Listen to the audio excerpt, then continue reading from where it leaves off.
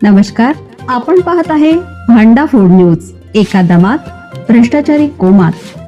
Social media, कर्जबाजारी, गुन्हेगारी, सट्टेबाजी, चोरी, मटका, जुगार, दारू, सावकारशाही, न्यायाच्या प्रतीक्षेत प्रशासन.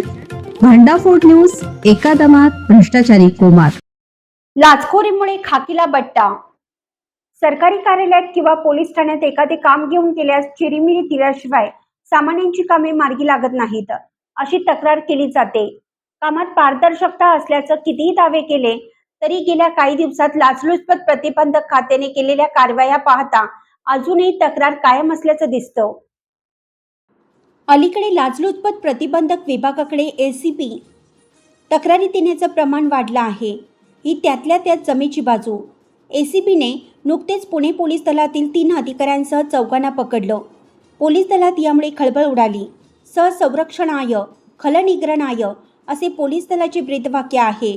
अशा प्रकारच्या घटनांमुळे मात्र पोलीस दलाच्या प्रतिमेला धक्का पोहोचतो. अदखलपात्र गुन्ह्यात मदत करतो असं सांगून लोहगाव पोलीस ठाण्यातील एका पोलीस उपनिरीक्षकाने 80,000ची लाच मागितली. त्याला ती घेताना पकडण्यात आले.